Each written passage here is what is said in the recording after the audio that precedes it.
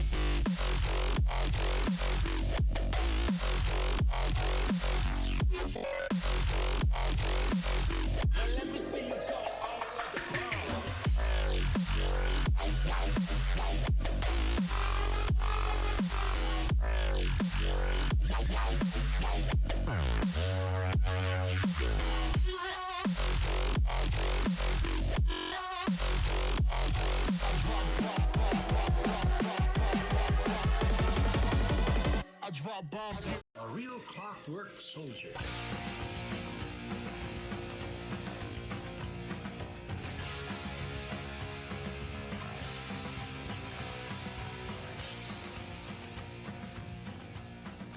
Generation Orange in 5, 4, 3, 2, 1.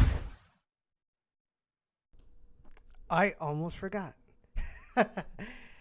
Good afternoon, everybody. Welcome to another episode of Generation Orange. My name is Edson Ochoa, and I am accompanied today by my co-host and really good friend, Sean Ringrose. Before I go to Sean Ringrose, guys, if there's anybody out there in the Houston area, if you're already at your homes, just stay at home. Don't risk it. Don't go around driving in these. There's a lot of flooded roads out there. Just play it safe. Stay down there in your house, or if you're at a friend's house, just stay there for a while. You really do not want to be left stranded out there in these rains. It's still kind of raining hard in some places. There's still thunder, so just keep it safe out there. I mean, you do have us to keep you entertained while you're waiting. That's a silver lining out of it. But other than that, just be careful. And if you're out there on the road, please turn around. Don't drown. But having given this PSA to start off this episode, let me turn it over to my friend Sean Ringrose. Sean, how are you doing, man? I'm fantastic. This was a weekend to remember for Houston sports, to say the least. Astros, Rockets, Dynamo, Dash. I think RGV even pulled out a win. I mean, well, they did play last Tuesday, so. Well, but since we last actually had a show, yes, because they hadn't played by the time our show finished. That's correct. Started, but they hadn't continued playing. So yeah, I mean, just the week in general for Houston sports was a good week. Rockets leveled that series 2-2. It was some really good. Even with Draymond Green continuing to play dirty. I mean, he's Draymond Green. His middle name is Dirty. Draymond Dirty Green. I'm just saying that's his name. But enough basketball talk. It's not what this show's about. We actually have a pretty good show lined up. We have a guest coming on later around 8:00. Brett Zalaski, who, best way to put it, he's a sports entertainment sales guru. And I have reached out to him because one of the primary topics that continues to come up, not just with you guys in chat, but on Twitter and Facebook and social media and among fans, is how do we get local media? How can we as fans encourage / pressure them to be more proactive in covering soccer here in Houston, whether it's the Dynamo, whether it's the Dash, whether it's Bayern Munich or who are they playing? Bayern Munich or I can't remember who they're coming to play. Real Madrid? That's what it was. No, they're not playing Real Madrid. Are they here? Yes. Oh, okay, that's the match.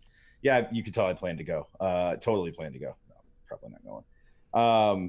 Whether it's matches like that, the one-off international friendly matches like that, whether it's U.S. men's national team or women's national team coming and playing a match here, whatever it is, how do we as fans help encourage our local media to be more proactive about covering it? Because let's face it, they really aren't. The extent of their coverage, if we're talking TV news, it starts and ends with the weekly calendar showing the Dynamo. And that's about the extent of it, unless we're lucky and get a whole 30-second spot of highlight video mentioning the Dynamo. The Dash, don't even get me started about talking about the Dash. If it was Tottenham, you better believe my butt would be in that seat. I would absolutely be there. Yeah, for sure. At least Tottenham's still in Champions League. Last I checked, where's Real Madrid? Not in Champions League. It's okay. We won it 3 times in a row. We had to give somebody else a chance. That's how benevolent we are. We are benevolent God. Pat, I'll work on that for you. Actually, I can get you some emergency plans for evacuation or whatever. Just kidding. And actually, it's probably going to continue to go up from what I'm hearing, Pat, for at least a couple more feet before the end of the evening. But it should start going back down around midnight. Just so you know. Yeah, Sean's connected when it comes to weather stuff, man, especially flooding stuff like that. So what else are we going to talk about? We're going to talk about the Derby, obviously. Big match Saturday. Dynamo did exactly what we wanted them to do, which was go out, and I really felt like dominated about 80% of that match, maybe even 85% of that match. They got a little lax at the last little bit there, but besides that, I thought they played really well. We're going to talk about the fun, is a good word for it, the utter disrespect shown by FC Frisco. Of course, they did it the day after the show. They couldn't do it, the day of the show so that we could talk about it on the show last week. But, they went for the low blow to their credit. They say they didn't know, and I would probably take them at their word that they didn't know about it. But they went for went after our cannon, the new one. There's some stuff tied to that, definitely. But the article didn't mention anything about Leo. Yeah, don't give me that crap. So we'll talk about that as well. We're also going to talk about their apology. I'm going to air quote it, even though it was a legit apology. We're going to talk about the trade that happened yesterday today, I guess, for the international roster slot for the Dynamo and what they gave up, what that means, which as of this point, we all know that the transfer window has closed and the Dynamo did not transfer anyone in, at least not reported. That sounds like exactly something I mentioned last week that I expected to happen, which was no transfer in this window, and that the Dynamo would likely wait until next window, which opens July 9th. So we're talking 2 months two months before they can work on another transfer. The Texas Derby, Pat, the Texas Derby, Derby. It is the proper pronunciation of Derby. It's not a derby, it's a derby. Anyways, let's see what else. We're going to talk about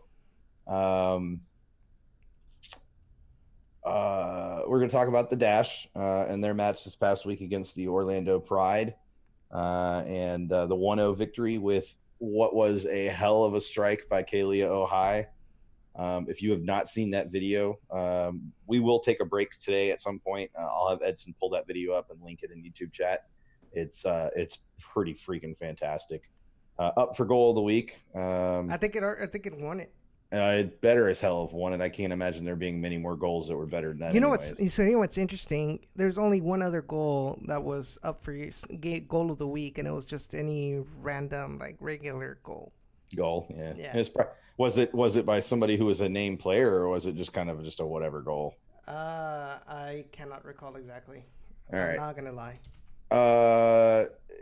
And then also, we're going to talk basically whatever you guys want to talk about today as well. What I just covered in a very short synopsis was pretty much all I have slated to talk about today. There are so many things to talk about that I know you guys want to discuss. So as always, the phone lines will be open until 8 o'clock. At 8 o'clock, we are going to take the call from Brett and talk with Brett for a little bit. But then we'll reopen the phones for the last 30 minutes of the show. So guys, if you want to call in and get on the show, now's the time to do it because there will be limited call time today. The number is 956-622-5977. Feel free to call in. We want to talk to you. We want to know your thoughts on anything and everything, whether it's the Texas Derby, the Dash match, whether it's the interesting back and forth between U.S. soccer and the U.S. women's national team for the lawsuit that's going on. Jake says Amy Rodriguez scored the other goal for Utah. Oh, yeah, he says there were only 2 goals scored past weekend in the NWSL. That would be why there were only 2 goals. And that would be why Kalia Ohai won it, because if there's only one other goal going against her, there's no way. Pat, hard candy for piñatas, especially when it's going to be sitting out in the sun for any length of time. And then it's going to fall into the pavement. Yeah. For sure. But the hard candy would have been a good idea. You guys probably can't tell, but I did get a bit of a sunburn. Been dealing with that for a couple of days. Ouch. It's not too bad. I'm this is nothing compared to what it was Sunday. Sunday was pretty bad. I'm actually like tan right now. It's kind of crazy. I don't tan very well, but that's actually tan for me. It's all about the natural tan. You look at this white, and then I rotate it, and you look at this not white, and you can tell a difference. There's certainly a definite degree of difference there. So I definitely got a little bit of a tan and a little bit of a sunburn. I've been using the aloe vera lotion or aloe vera gel to keep the sunburn down because I didn't want it to peel. But Edson, how are you doing, and what is on your mind about soccer today? Well, it was an interesting day for soccer. For starters, U.S. Open Cup actually started today. We had a couple interesting games for starters.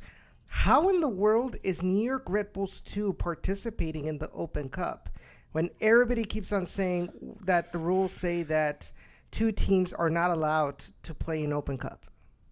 Well, we should discuss that, right? So it's been bandied about, I don't know, 150 times in the last two seasons since the announcement or the rule was made that two clubs that are their technical staff or their technical is operated and managed by the same club cannot compete in the Open Cup. Correct. But the real truth of that is I think they can't face each other in the Open Cup. I'd have to go look up the exact wording of the rule. And it's possible also that New York Red Bulls 2 could have gotten an exemption. It's possible that the U.S. Open Cup tournament organizers decided to give them an exemption. And they may set it up so that they can't face one another. There's enough regional competition that I don't think there's a high likelihood that they'll face each other, but I suppose we'll see. I can't really speak to it because I haven't really seen a whole lot talked about it, but it's definitely something worth it's definitely worth being mentioned. So I'm glad you mentioned it, and it's worth investigating into. And I may reach out to some contacts of mine and see if I can get some answers around it. It may also be that the either the rules are a changing or that U.S. Open Cup organizers are just that dumb and not paying really close attention, which wouldn't surprise me considering last year's fiasco of LAFC fielding, potentially fielding too many international players and having to petition USSF or U.S. Open Cup tournament organizers to allow them or something like that. So I found the page for the 2019 Lamar Hunt U.S. Open Cup format, and it says, the Open Cup committee has determined the teams that are not permitted to be matched to each other throughout the tournament. For example, an open division team and a parent club, a team who receives material technical support from another club, except in the unlikely event that both sides reach the final. These pairings are New York Red Bulls MLS and New York Red Bulls Under-23 USL League 2, South Georgia Tormenta FC of USL League 1 and South Georgia Tormenta FC 2 of USL League 2, and San Jose Earthquakes MLS and Reno 1868 FC USL Championship. So it sounds like they've changed the rule then. And then it says professional teams who are majority owned or otherwise controlled by higher division professional clubs are expressly excluded from Open Cup competition. For 2019, there are 13 such teams from USL Championship 10, Atlanta, blah, blah, blah, which includes New York Red Bulls 2, Portland Timbers 2. Is that the 2018 rules or is that No, this is 2019. So, like I said, it may just be that the tournament organizers aren't paying attention or, again, warrants investigation. We're probably not going to find the info on it right now, but it's something we can I'll definitely try to track down some info on and find out if there's some sort of exemption that's been allowed, which, let's be real, it wouldn't surprise me if there was an exemption allowed. It's the Under-23s. I don't know why they told me it was New York Red Bulls 2 on Twitter. On Twitter, it's New York Red Bulls Under-23s. Those are the ones that are playing today. Yeah, and that's akin to the Brazos Valley Cavalry. Yeah. So yeah, I mean, I think that's fair. That makes more sense because again, they're technically considered not a full professional team. They're a semi-professional team. Mm-hmm. And so USL 2 teams, the teams that are in USL League 2, that's the bottom tier, right? USL League 2, yes, that is correct. Yeah, so USL League 2 teams. By the way, guys, Brazos Valley Cavalry, since you mentioned it, they play tonight at 8:15 p.m. Yeah, Darby said that in chat. And yeah, so that would make sense why New York Red Bulls under 23 would be able to participate, because they're in USL League 2 and they're considered a semi-professional team, not a full professional team. By that right, I guess technically if the Dynamo had a U23 team that was actually a Dynamo team, then they would be allowed in if they were part of USL League 2 and not part of USL League 1. Mm-hmm. Which again seems fair to me. I have no problem with that. Would be different if it was New York Red Bulls too, but correct. Yeah. So Alex Centeno brings up, he says, so what's going to be different about moving the opposite team's supporters? Number one, they're not going to be under a roof, so they'll be more exposed to the elements, whether it's the rain, whether it's the sun. And number two, because they're not going to be on the roof, their sound is not going to be amplified by said roof. So those are the two advantages that will happen by moving the away supporters. I think it was like one or two sections to the left of where they were at. So yeah, they're going to move over, I think, two sections essentially right on the corner. I don't remember who I was talking to before the match, but or even during the match, but it was halftime. But that is exactly like I pointed to the opposite corner, but essentially it was the exact same thing I was thinking, which was stick them in that corner in the second, in the upper level, and then at least that way it eliminates their advantage on the sound amplification, which diminishes the overall atmosphere of the match, because you're drowning out your own supporters group in favor of away supporters. And then the other caveat to that is your away supporters are experiencing, at least to some extent, the heat and humidity factor far more heavily than the Dynamo, supporters group, or than the Dynamo fans Dynamo supporters were, because they weren't under shade essentially for 80 to 75%, 75 to 80% of most matches. Mm-hmm. Now they won't be.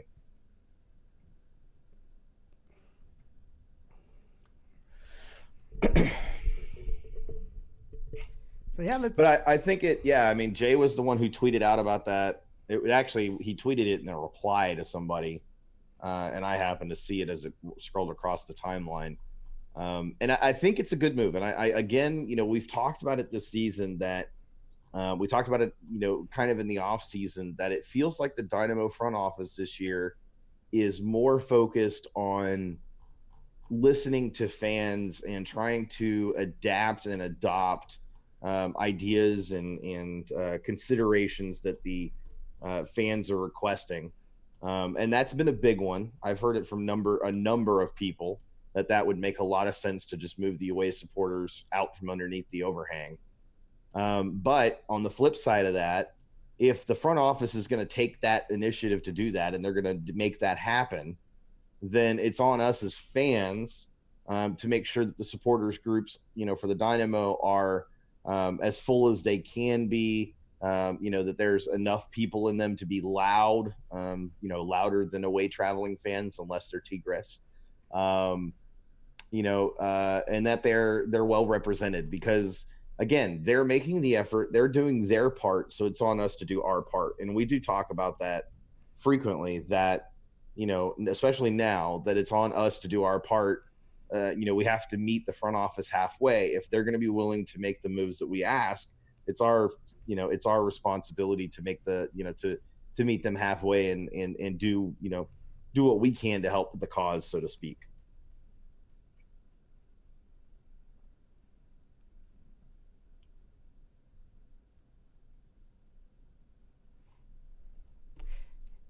yeah, I just think, and I know somebody tweeted back, and they were like, it's like, how long did it take them to do that change?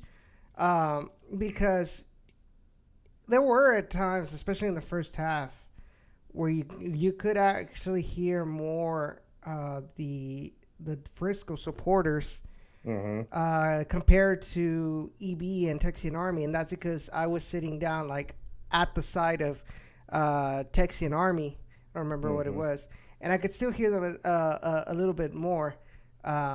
So I think this should help out a lot more when it comes to the atmosphere, and also that will allow the opposing team to not be able to hear their supporters as well, and won't give them any motivation. Yep. And, and the other thing is you don't necessarily want to create a hospitable environment for traveling fans. You just don't. And, giving them shade and being directly underneath the overhang and amplifying their volume, that just encourages them to be more rowdy and more rambunctious and more of an annoyance and nuisance. And, if you really want to turn the stadium into a fortress for the Dynamo, then you've got to come up with solutions to deal with that.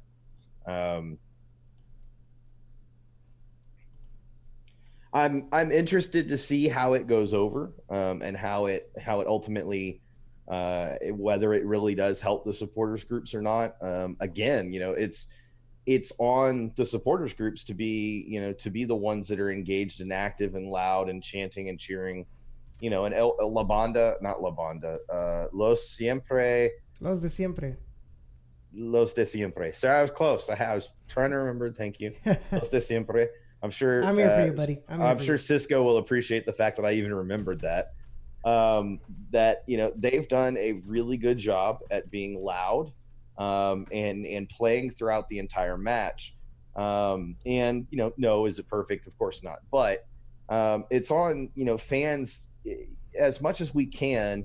When there's a chant that is something that you could tell is helping the game in some way. The game flow is clearly, showing that this chant is working in some way, shape, or form. Then it'd be really cool if we could get other fans, to chant that outside of the supporters group section. A good example of that is after Mauro scores a goal, there's a very simple Mauro Manotas chant that EB does 3 or 4 times. It doesn't require a whole lot of learning because it's just his name and clapping. And I would love to see the stadium get into that and make that a thing, because that would be amazing and cool, and and show that kind of everybody is supporting the team together.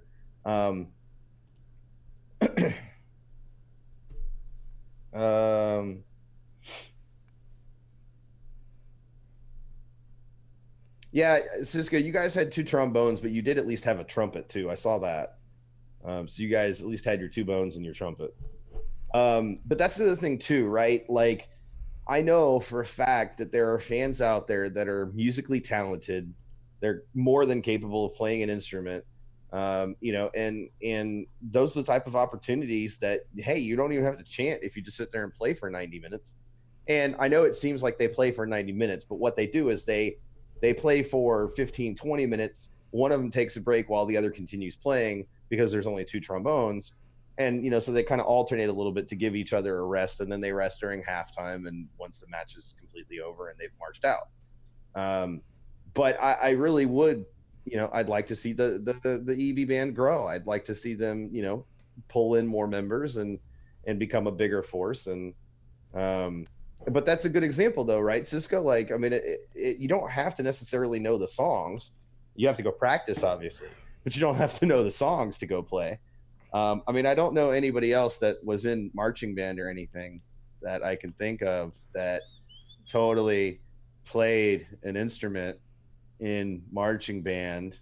I can't think of anybody like that. Edson, can you think of anybody like that? No, not really. Can't think of Yeah. But it's one of the things that I've noticed about the supporters groups is that there's this mentality of, with the rest of the fan base, and I was guilty of it, still am to some extent, that it's someone else's responsibility. It falls to somebody else to do that. And at the end of the day, the problem is when everybody feels that way, guess what? There's nobody left for it to fall to. And so that's how your supporters groups get smaller and smaller. Now there's other reasons as well. dwindling attendance, the fan base not caring as much, the front office being total D-bags, et cetera, et cetera, et cetera.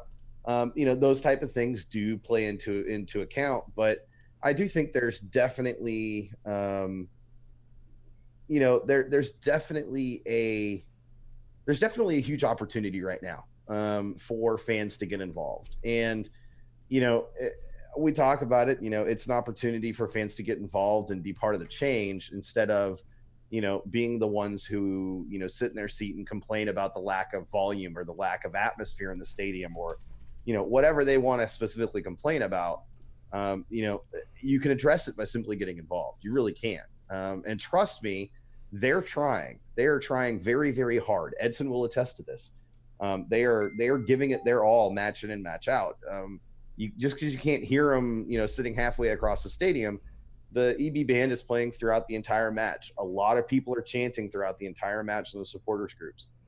It's not easy to go 90 minutes full chanting. It's not even easy to do that, to do clapping for 90 minutes along with chanting. It can be very, very difficult. But hey, Edson, your dad says he knows somebody. That's amazing and awesome. I don't know what he's talking about. I don't know what he's talking about. You got called out on the show by your pops. That's what I'm talking about. Yeah, thanks a lot. Thanks for the support.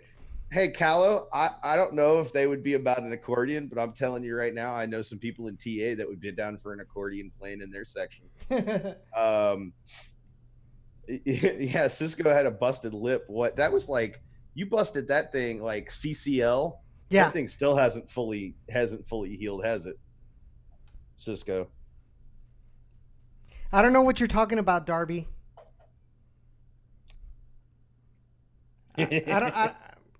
Who are you talking about? Who came out? Who had a cameo in a promo video?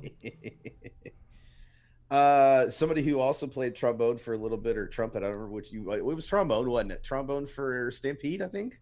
Was that what that was? Edson? Yeah, that's what it was apparently. Yeah, so good enough for Stampede, but not good enough for EB or TA. Okay, cool. Right. Yep. Not throwing you under the bus, but throwing you under the bus. Well, to be fair, I was for a couple of weeks tromboning with EB. Sure, and I mean, at the end of the day, like I said, I mean, it's. I just want to see people give it a chance. I just want to see people try, and people try to get more engaged. And sometimes it's going to work for people. It's not always going to work for people. Some people are going to be like, man, this is still utter crap. I don't want to be involved. I get that. Hey, no problem. Go enjoy your seat that you have and have a great day. But there are those out there that they're on the fence, or they've been borderline for a while, or they're just kind of like, it's not really my thing. But if you don't give it a chance, you don't really know if it's your thing. I'm one of those guys that, like, I watch it, and I'm sitting there and I'm going, man, I don't know if I want to be one of those guys that stands up and chants and cheers for 90 minutes, because that's exhausting. And, going to matches every week is already exhausting enough. Mm-hmm. And I can tell you, though, I find more energy at the end of a match than I, now than I did before. Like, I leave a match and I'm ready and raring to go. So, just throwing it out there, guys. Like, don't hold yourself back because you have doubts that you'll enjoy it. You're going to enjoy it one way or another, because it's more about uniting with people that have the same passion as you have. You're going to enjoy it because it's also getting a chance to hang out with people that you wouldn't normally get to hang out with. And Cisco and I have talked about this, and I know Edson, we've talked about it, that, the Dynamo and supporting the Dynamo has created and created opportunities for friendships and relationships that we wouldn't have had otherwise. Like, there's no way I would ever know you outside of the Dynamo. There's just not. There's Correct. No way. And yet we were roommates. Like, I mean, it's that type of thing. Like, Cisco and I have known each other for, I'm going to say 7 years, and he'll probably correct me. But 7 years. No, it's not been 7 years. It's got to be 5 years now. Known each other 5 years. And he's kind of like a brother to me in some ways. So I know it's hard for some people to one of two things: to be in a large group of people and be comfortable. I know that, but it's also hard for some people to take that first step. And if that's you, if it's the I'm not really comfortable being the person putting myself out there, let me tell you that either supporters group will open their arms wide for you. All you have to do is show up and just say, just say, hi, I'm here for the supporters group. And that's literally all you have to do. And they'll help you help you find your way, so to speak. Alex says the only time he didn't enjoy it was when this kid spilled Pepsi on his new Converse. It was a good game, though. Santos says getting out of my season ticket seat to join TA for the Derby was so worth the sunburn. I'm telling you, man, like I standing in the sun for 90 minutes, absolutely worth it for that victory in that match, but B, the celebrations of those goals with guys in the stands there was incredible and just amazing and great. And it was on par with the Open Cup win and having the Dynamo Discord guys all in one place and getting to celebrate with them. And it feels like that. It really does. And so, I can't talk about it enough because it really is amazing, awesome. And, it gives you something to look forward to beyond just the match itself. So it's pretty cool. And again, one last thing, I'm going to finish up on this, talking about this. Wow, I've talked about this for like 30 minutes now. Only 15, but it feels like 30. Again, it's all about just getting engaged. If you are one of those people and you're one of those people that's like, man, I'm not ever going to do the 90-minute chanting thing. Cool. Why don't you at least, introduce yourself to people around you in your section, or find someone you don't know and bring them to a match, or find someone you don't know, like Alex, not Centeno, but the other Alex, and invite them over to your house to watch a Dynamo match because you don't go to the matches. Find some way to engage and find some way to draw other people in and find some way to build that up, because I can't tell you how much of a difference that makes to the fan base in general. You don't see it immediately, but you see it over the course of years. If my friend had not taken me to a Dynamo match back in 2006, I would not be where I am today. I would not be involved with the Dynamo whatsoever, because I wouldn't have taken the time to research and get to know people and all that. So that one moment of him saying, hey, do you want to go to a Dynamo match was all it took for me to get hooked. And so, you could sit there and go, well, one match won't make a difference. But let me tell you, as someone who it did make a difference, it makes a difference. So don't hesitate. And if you do hesitate, let me know and I'll help you deal with that. Definitely agreed. Yeah, sorry for my rambling rant, but it was necessary. There's so many examples of that, where obviously we might not have the best attendance, but the atmosphere at times is just enough to get other people hooked up, because there's just something about a soccer atmosphere that cannot be replicated in any other sport. Yeah, it is. One other thing I want to add too, while I'm thinking about it, is I know there's some kind of thought out there that when you look at TA and EV, especially TA, that there's this kind of party atmosphere, and that if you go to a tailgate or you get involved, you have to be a heavy drinker. Let me tell you, that's not the case. There are waters and sodas available at every tailgate, and they will respect you. If you don't want to drink, just say, I don't want to drink, and trust me, they'll accept that. That's totally okay. But you can still have a lot of fun, and you can laugh at the drunk people, and it's totally okay, and they enjoy it. Isn't that right, Pat? So it was. Oh, damn! You got called out twice by your dad. Oh, that's a hardcore. Oh, that's so hardcore. Block. No. Oh, Well, they're coming. They're coming. Father's Day, Edson? I don't know, but they're coming in 2 weeks, so they'll be here for the DC United match. Okay. All right. Cool. So you guys are gonna be up in the supporter section, right? Yes. All right. Cool. I mean, at least for like a half or something. Yeah. Of course. I'm just checking. So, Mr. Ochoa, I'm gonna ask you to pressure your son to make sure he brings a trombone. I'm just kidding. It's broken. I'm just kidding. Just kidding. Just kidding. And it's in McAllen. Well, guess who can bring it to you? Yeah, but then again, it wouldn't. Yeah, but then again, I wouldn't give me time to go take it to fix. Sure. But that doesn't mean he can't bring it up so you have it so that you can get it fixed at some point and still do it, for, I don't know, the second half of the season. Maybe. Well, I'm just throwing it out there. Pat says, I love it. It boosts my self-esteem. what I was going to say, thank you, Dad. Love you too. No, Callow, he's my dad, not your dad. What I was going to say is that, this past weekend's tailgate party with TA, it was extremely fun. They had a piñata of the bull, and everybody was. They had one specifically for the kids, and another one for the adults. And you were blindfolded. You just you were having a good time, laughing when people missed, like me, that totally missed the piñata on the first time because you were blindfolded. But other than that, like I said, it's pretty cool. You get to talk to other people. You get to meet people that you've probably interacted with on Twitter or on the Dynamo Discord. It's a fun place to be. You get to talk about sports and the Dynamo or other soccer teams as well. Like it just comes out in conversation, and it's not forced or anything. It's a pretty cool environment, but if you're going to be in the section during the game, you got to put in your effort.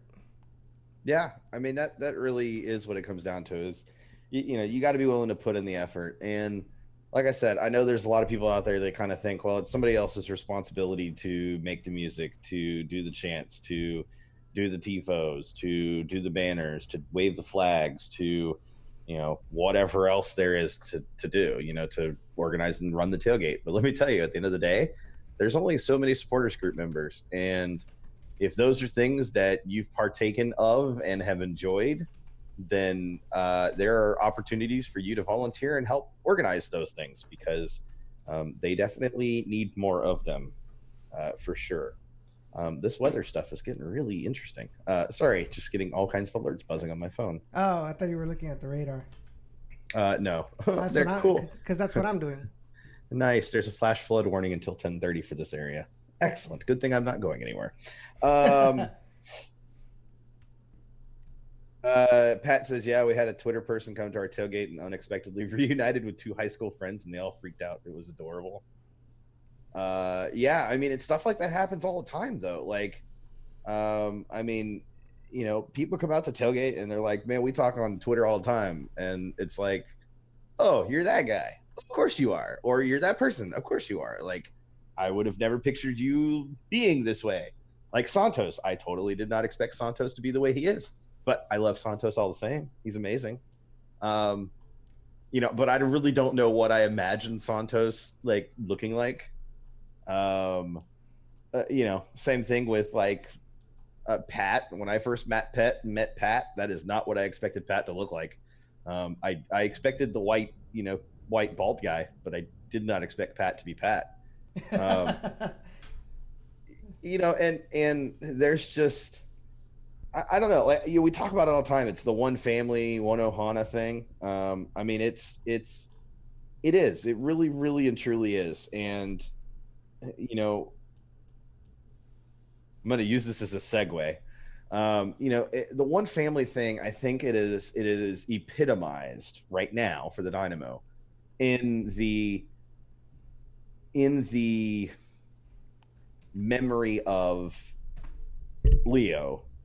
And, this week on Twitter, or this past week on Twitter, FC Dallas released a small video GIF, animated picture, making fun of the small orange cannon that the Dynamo had purchased and have fired off at the beginning of every match and after every goal, and at the end of matches too, I guess.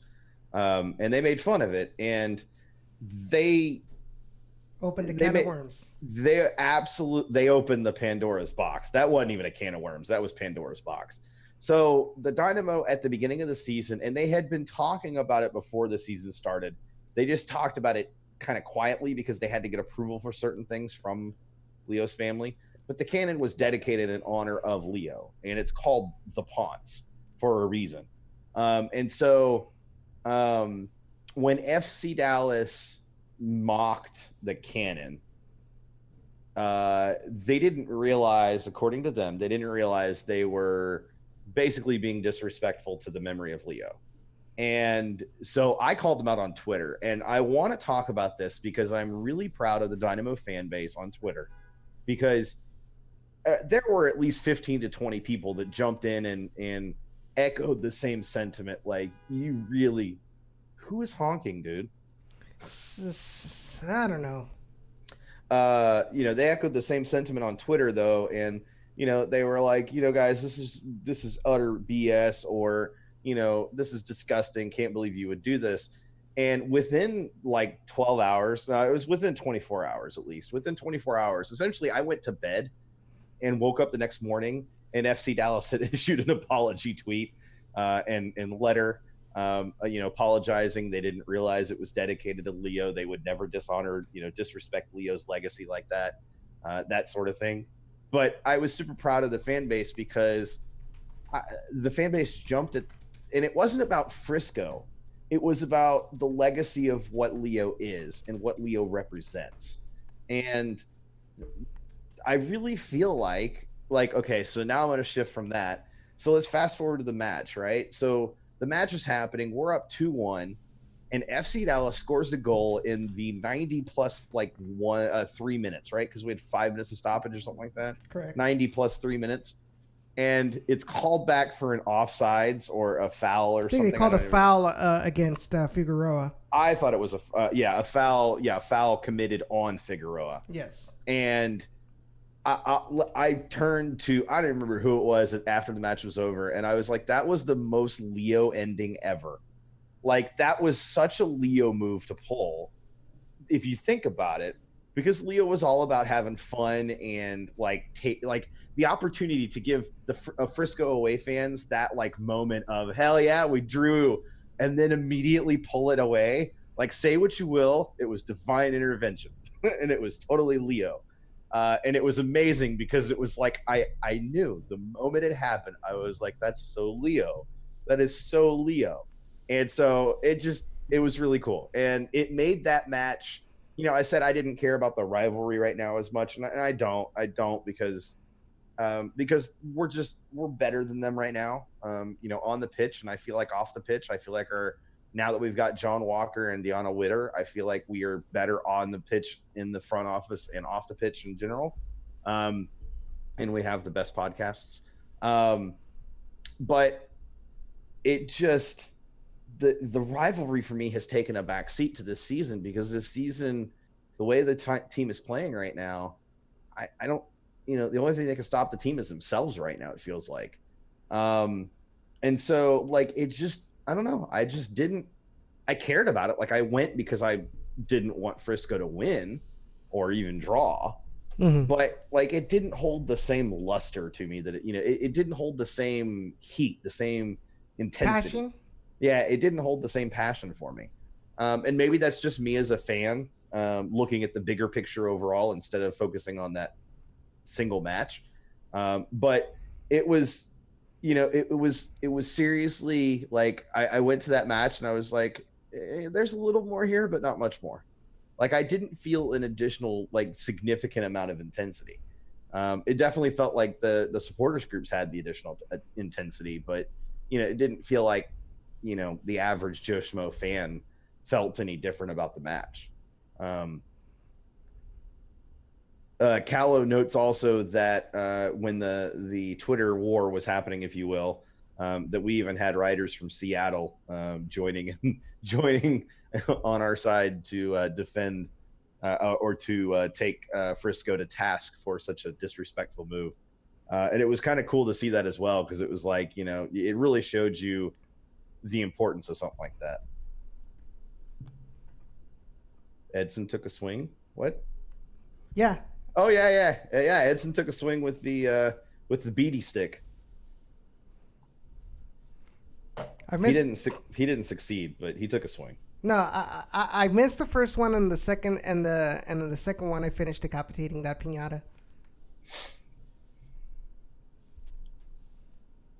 But I mean, I just feel, and I think you make a very valid point when you mentioned right at the end about that maybe the Joe fan, the regular fans probably didn't feel that much different about Frisco than the more passionate fans.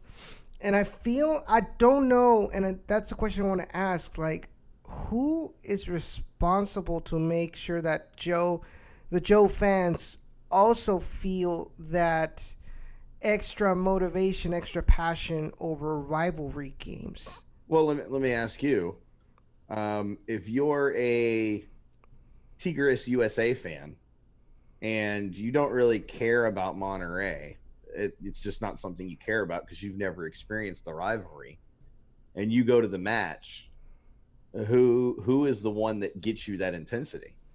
Where do you find that intensity? Supporters groups. Yeah. No, you're not wrong.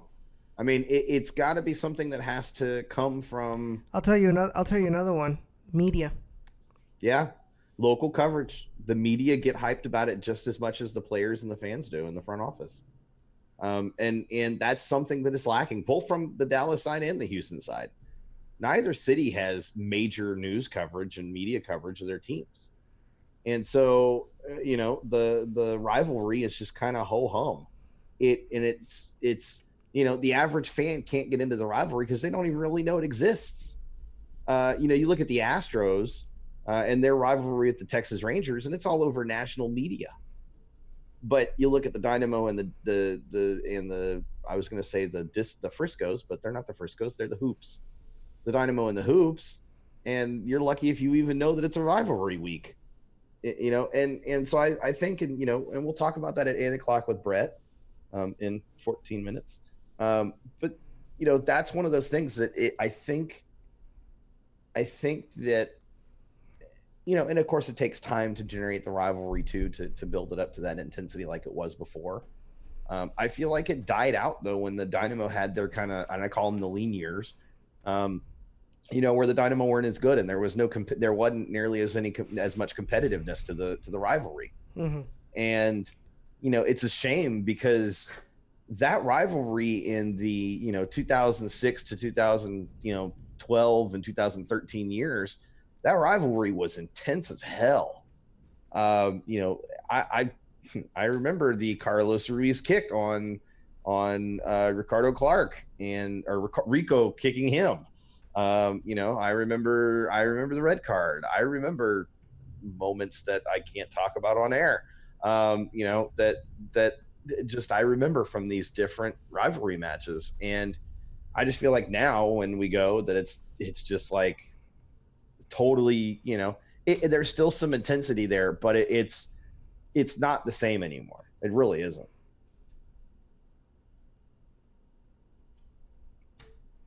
Yeah, and I mean it just sucks because there's so much potential in these kind of rivalry games, not only against Frisco but also SKC, to build up that hype on the team, especially if the team gets a positive result like we did last Saturday. But it's not taken advantage in what could be used as as a tool to bring in more fans to the stadium. It just wasn't used correctly, and I continue to be let down by the local media. I mean, it's just sad that they aren't giving domestic soccer, I might say, they aren't giving it the attention that it needs and deserves. And that is affecting this team. I don't know because I know who said it, but somebody was like, well, even if it means the Dynamo having to pay the local stations for coverage, they saw it as like, well, that may be like a marketing investment. Yeah. But it's just sad that we even have to think of taking those measures instead of it being an organic and passionate and sincere support and coverage by the local media. Yeah, I mean, it feels like to me, we talk about a lot of different things, but it feels like to me from a media standpoint that they feel like because they don't get info from the front office about transactions or deals, they don't get rumors, they're not able to break that wall, that kind of self-contained sphere of Dynamo front office that there's just no penetrating into to get info, that because they can't break a story when it comes to the Dynamo or Dash or Houston soccer, that the interest for them is minimal, because what draws eyeballs is when you're the first to report on something. Mm-hmm. And so I feel like to some extent the Dynamo front office, excluding John Walker and the new regime there, but the previous iterations of the front office, after the Oliver Luck years, they were so insular in terms of how they conducted business that it just turned the media off completely. Like, well, if you're not going to give us the scoop or the breaking news, then why should we even bother? There's, we can go get a scoop from the Astros or the Texans or the Rockets. We don't need you. You need us. And sometimes I feel like it's on the Dynamo to be more proactive, to make the media feel like, yeah, we do want you. You are necessary and desired for what we want to do. And the more that they ignore the media, I feel like the worse it gets. So Jake says, us fans can only do so much. Once we lost Corey Ripken, the coverage has been whack. And then Pat's like, yeah, the loss of Corey killed everything. Dude was 100% committed, even would come out to watch parties. I mean, it's true. And I was going to bring this up last week, and I'm going to mention this when we talk to Brett as well. But, last week or 2 weeks ago, it was tweeted out by a Chronicle, I want to say a Chronicle editor, for one of the sections in the paper, mm-hmm. that how proud he was that they had five reporters covering, or five writers covering basically local government. They have guys that, they have people that are covering local government for business, local government for Harris County, local government for emergency response, essentially, and another one for city council, and then they have somebody else that covers, I think, judicial related stuff. They got five beat guys that are covering local government, but they can't even, and these are full-time guys, these are full-time paid writers, and they can't even spare one full-time person to cover the Dynamo and Dash. I mean, seriously, you're going to tell me that covering local government sells more papers than talking sports? No, it doesn't. And that's the disconnect, is that they feel they have, and this is specifically to the Chronicle, but they feel they have a responsibility to cover those things, but they don't feel like they have a responsibility to care or cover the Dynamo and Dash. Cisco says, I'm still upset the Astros got a 98-page spread in the Chronicle to preview their season. I mean, to be fair to the Chronicle, the Astros, right now they're hot. They're a hot commodity. They're highly marketable. So people are going to buy the paper to have the opportunity for those sorts of things. But the fact that they couldn't do a 5-page spread on the Dynamo and Dynamo players, like, I can guarantee you, if you would spend a day with Mauro Manotas and talk to him, you get some really good content. If you spend a day with Albert Elise and talked about what he does for kids in his hometown, donating stuff to their school, guess what? That's great content, and people will eat that up. And I don't have to do research on any of this stuff. I'm on social media and I can find it in 5 minutes, if that. And so it really perturbs me that the Chronicle and local media, news, specifically local radio, sports talk or otherwise, they don't do their due diligence to connect with the Dynamo. Mm-hmm. And again, I don't know if that's I feel like a lot of that is probably the Dynamo's fault. But on the flip side of it, I don't think that, I think that at some point, somebody from a local media has to engage in that way to allow the Dynamo the opportunity to, basically make up for their shortcomings previously. And I do think that they would at this point. But how do the Dynamo encourage that? How do we as fans encourage that, pressure local media to be more proactive? Some of the ways, and we'll talk to Brett in 5 minutes. Actually, hey, you know what time it is? It's time for a break. So we'll take a 5-minute break, and we'll be back like right at 8:00 with Brett on the line. Hopefully, if he's not, then we'll just roll right into him. Guys, thank you for tuning in. Make sure you like and subscribe if you haven't to the YouTube channel. Like the video, share the stream. Let people know we're live until 9:00 tonight, and we're live every Tuesday at Saturday, 7 p.m. right. Central. Yeah, it's been a long week, and it's only Tuesday. And make sure you do us a favor and share out our social media stuff on Twitter at Gen Orange Radio, and then also hop in the Dynamo Discord when you get a chance to say hi. We definitely love when you guys are in there talking in there as well. And I know Andres appreciates building that sucker up even more. We'll be back in 5 minutes, guys. We'll be right back.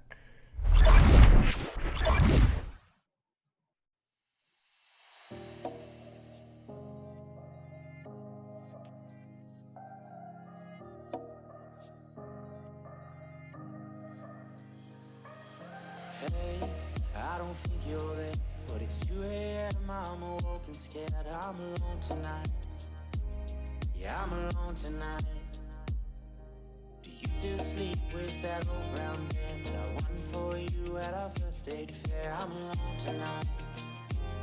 Yeah, I'm alone tonight. I know some days we all cry, we break down, yeah, we lose our minds. Let it go sometimes. Got to let it go sometimes. I know some days we all cry, we break down, yeah, we lose our minds. Let it go sometimes. Got to let it go sometimes. I know some days we all cry, we break down, yeah, we lose our minds. I know some days we all cry, but let's trust life. Let's just trust life.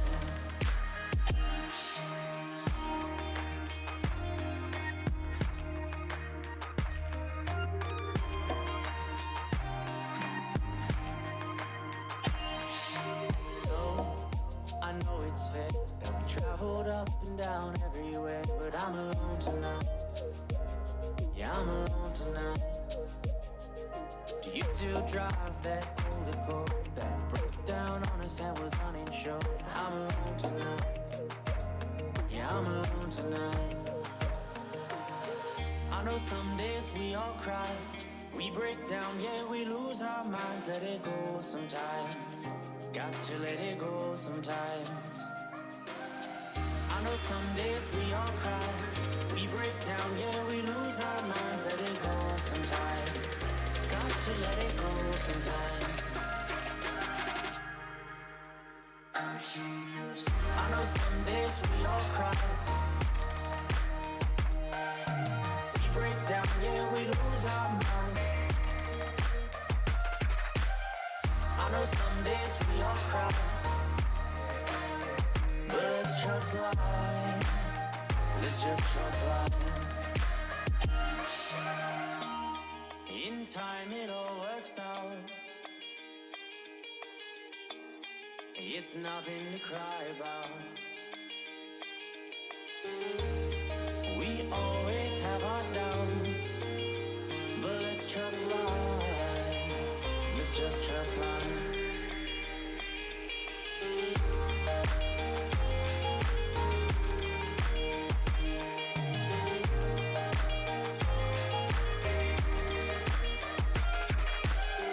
I know some days we all cry,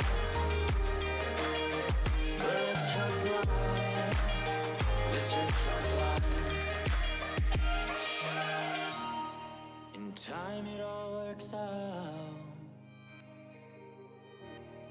It's nothing to cry about. We always have our doubts, but let's trust life. Let's just trust life.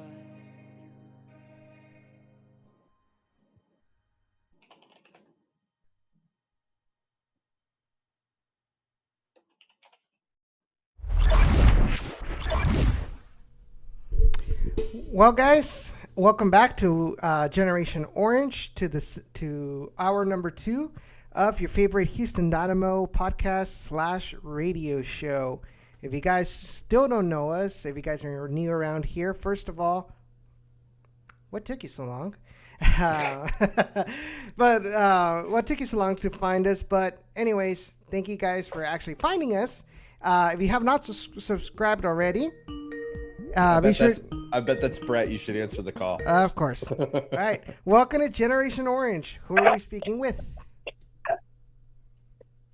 Hello? Hello? Hey, can you guys hear me? Yes. Yeah, can you guys hear me? Yes, we can hear you. All right, hold on. All right, cool. It's Brett. How you doing, Brett? Welcome, Brett Zalaski, to Generation Orange. Hey, what's up, guys? What's up, Brett? How are you? Can he hear me, Edson? Yeah. Yes. Yeah, I can hear you a little bit. It's not great, Okay. though. Hold on. Okay. Awesome. So, Brett, let me just start off, first of all, by thank you for coming on. Second of all, we were just talking about one of the things that fans have been very frustrated with is the lack of local media coverage for the Dynamo, which extends to lack of national media coverage for the Dynamo and Dash. So, and really Houston soccer in general, it's not just Dynamo and Dash. It includes international matches, friendlies, U.S. men's national team, U.S. women's national team, Gold Cup, list goes on and on and on. It just seems like, and we do know that soccer is considered, in this country, a lower tier sport for now. But it just feels like the local media is content to just kind of not concern itself with soccer. And that, because there's enough to cover between the Rockets, the Texans, the Astros, and U of H, that they really don't need to cover anything else throughout the year. And so you being I call you a sports entertainment sales guru, Sure. You with your expertise is what we'll call it. I wanted to get your opinion. What can we as fans do to help bridge that gap? Yeah. So it's a great question. So the news is a capitalist enterprise, right? So news magazines and news organizations, whether it's radio, whether it's television, whether it's print media, online news, they're all going to do what makes them money. And so the reality is whatever gets them clicks, whatever gets them subscribers, that's the type of media they're going to cover. So not the pit market versus market, but if you go to a Portland or you go to an Atlanta, you're going to see plenty of soccer coverage in those areas because the whole entire demographic of that sport and the way that people take it in is supportive of the capitalist nature of the news enterprise. If something doesn't get an organization money, it's not going to get them paid. And so the biggest thing that the Dynamo and the Dash fans can do, and soccer fans in Houston can do, is any article they see is click on it. Like whatever the article is about soccer, click on it. Whatever they can do on MLS soccer, like, Khalil just winning goal of the week, any vote that they can make on MLS or anything else, all those things matter because it forces people to pay attention. And unless those clicks happen, then there isn't going to be coverage. And so what happened was, when a Houston Chronicle looks at how they generate revenue, they see a gigantic gap between what they're paying to cover Dynamo soccer and what the reality of what they're making off of it. And then they make a business decision off of it. And so Dynamo and Dash fans need to force them to make it not a business decision, to make it a positive business decision for them to be able to make money off of it. And that comes with being proactive against it. Sure. And so moving from print media, which, you've mentioned that it's a capitalist thing, which is totally accurate and I agree with. What about like radio and sports talk radio, and how can fans get those shows to those hosts to at least acknowledge that there's soccer in Houston on a regular basis, at least talk about some of the stuff going on there? What are some things that fans can do with that? Tweet at them, or Instagram, all into their radio shows. Again, it's the fan base needs to, and this is going to feel strong. And I've been a part of many areas where whatever market I've been, especially selling soccer, we've covered half from the media. But the reality is, until that base rises up and says you need to understand that this is important, and we don't need 150,000 people to stand up. If it's 100 people that stand up and say this is a priority for those news, what TV, online, it's going to help them say we should cover this, because nobody's in that amount. Nobody's taking a proactive step to say that we want to do it. What they're seeing is the massive clicks for an Astros article, the amount of clicks for a Rockets article, the drawing who are listening when it comes to Texans article, and responding to the coverage they call in. If you message them, you can create a strong environment that forces those media outlets to say, people are talking about this, we should at least investigate it.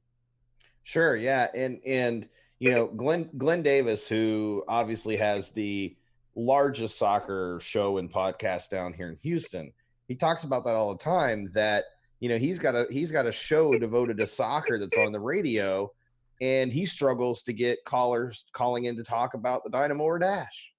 And so it's and we talk about it here on our show, and it's kind of become a mantra and a theme for this season, is that the fan base in general needs to find a way to be more engaged, and that there are a lot of fans who, or at least it seems there's a lot of fans who look at something like the supporters group, or calling into talk radio shows, or clicking on articles, whatever it may be, and they feel like it's someone else's responsibility to make those things happen, and that there's not a realization that sure, there may be 18,000 fans attending a match, but you may be the one of those 18,000 that is the one that can spark the change to happen.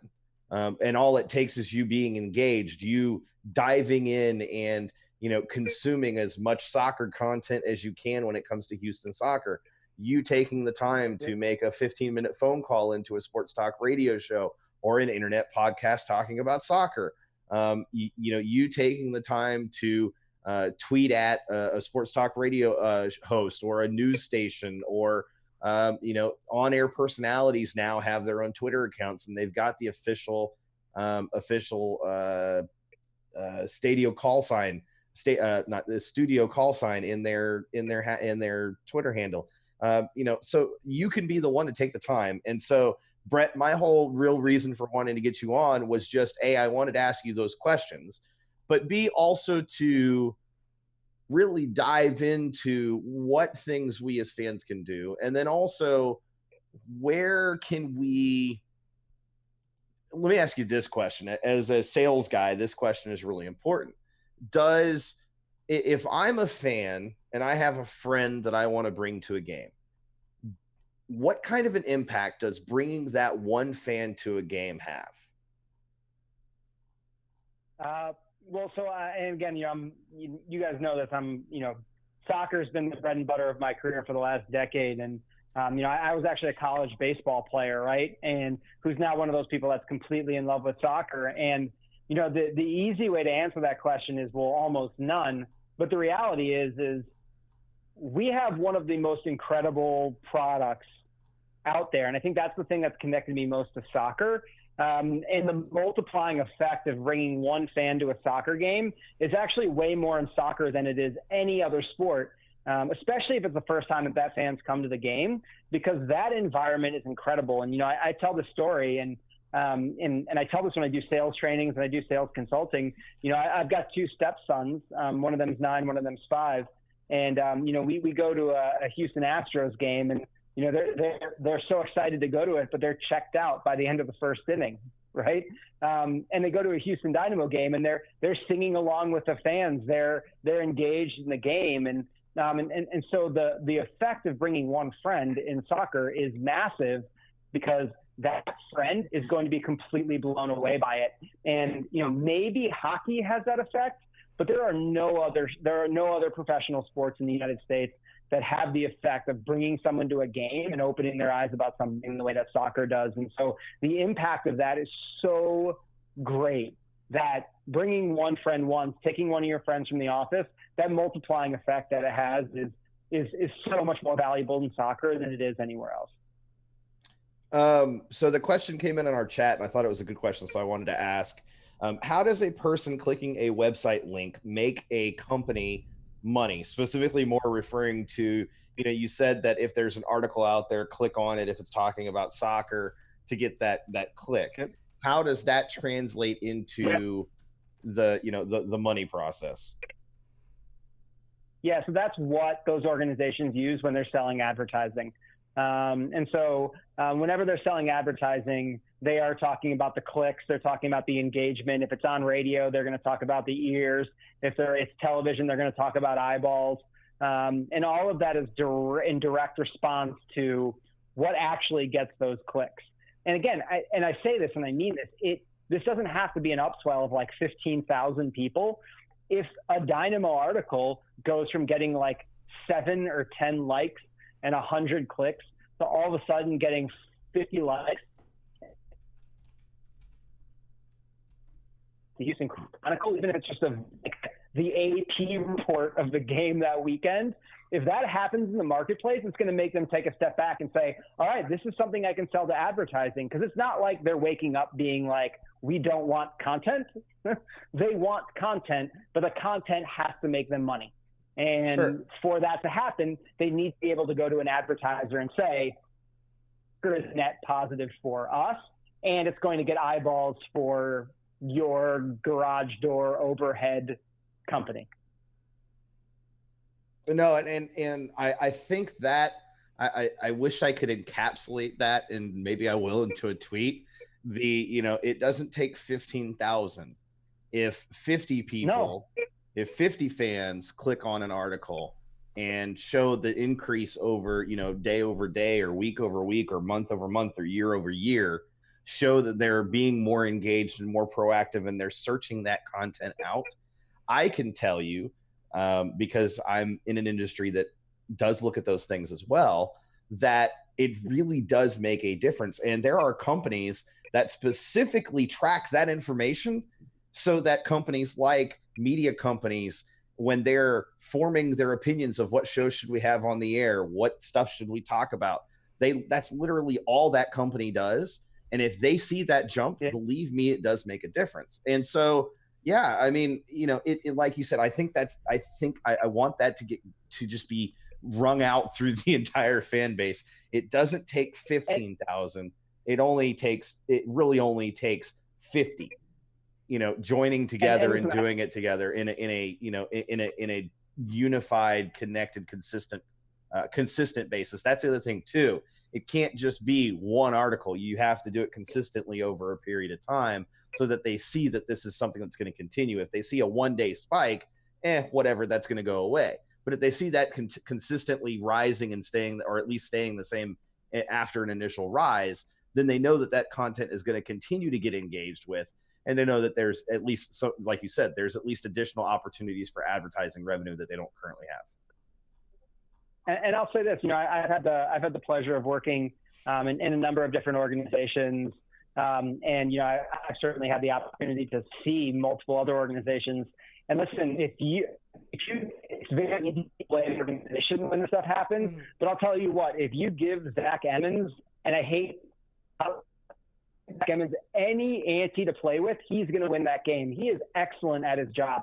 And I think what he needs and what the organization needs is, especially, with some of the changes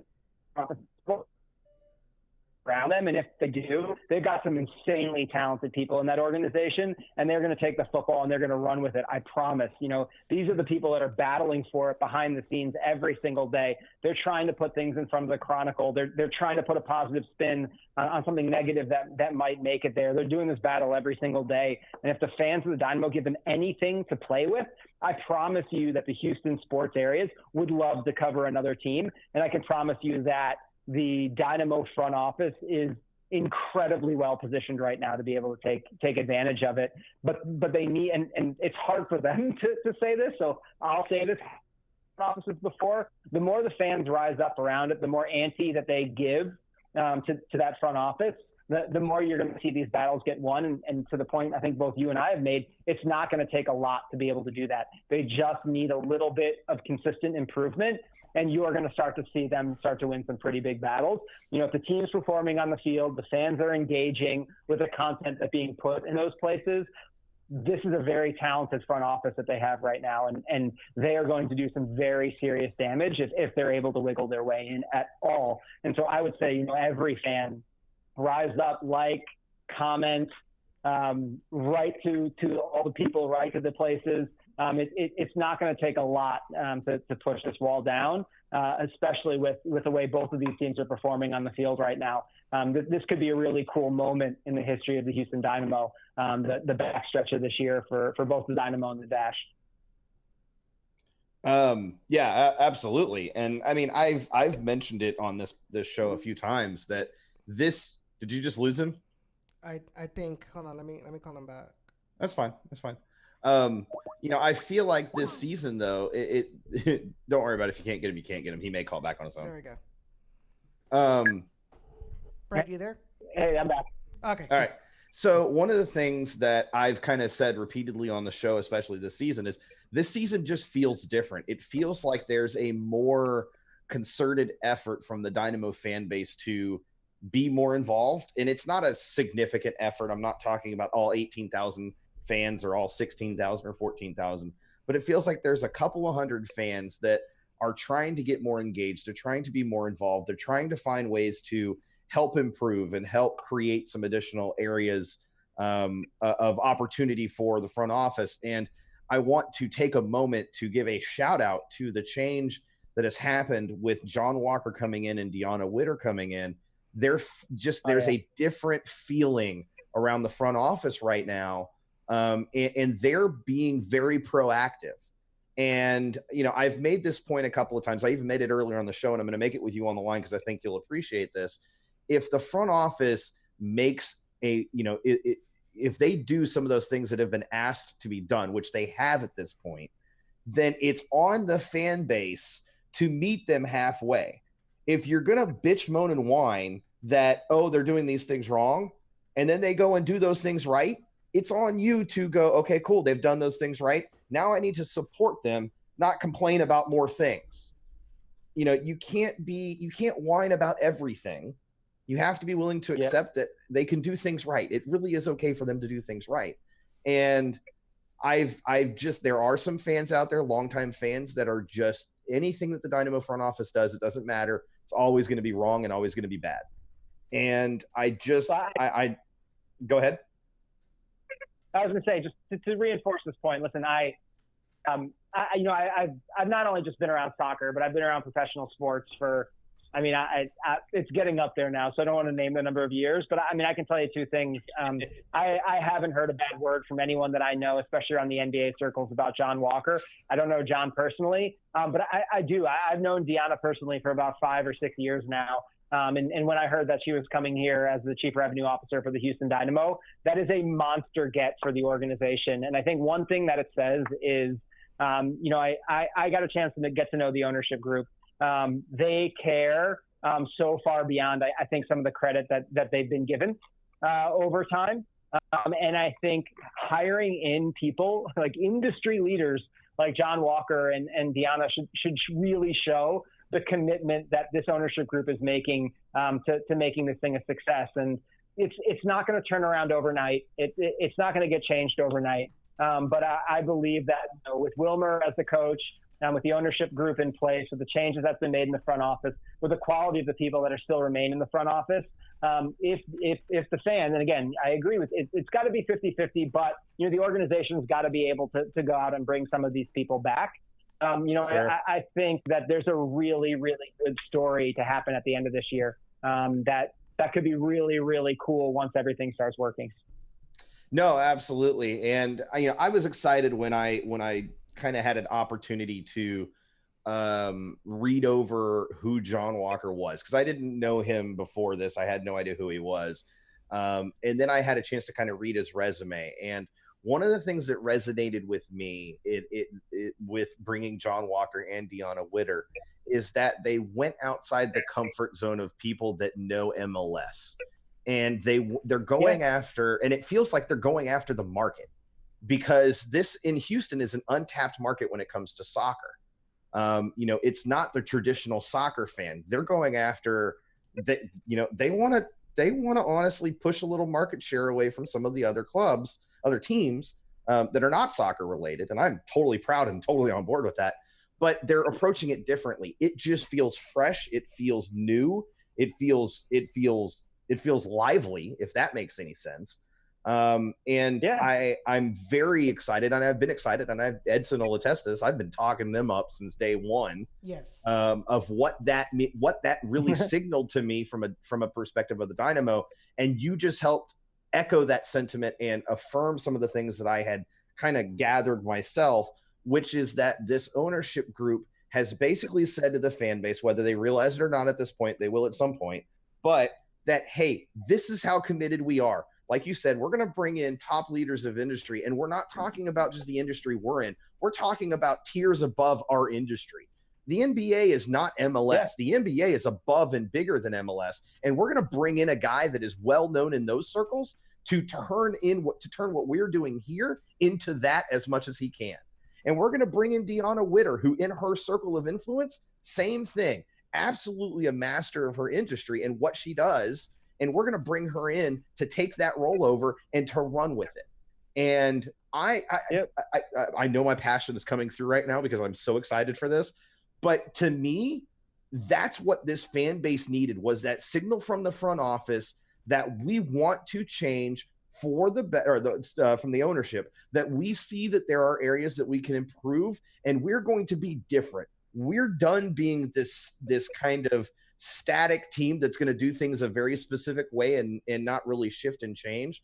We're going to move into this new evolution of our team, of our club, and our organization, and we're going to do it a wholly new and wholly different way, and we're going to make it exciting. We're going to make it fun, and we're going to listen to what fans have to say.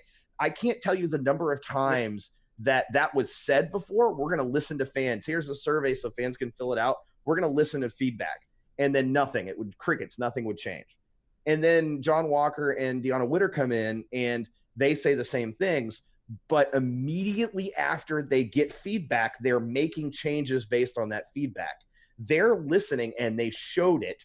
They, again, took that step to show, it's not just, you can't just talk, you have to walk the walk. They're walking the walk.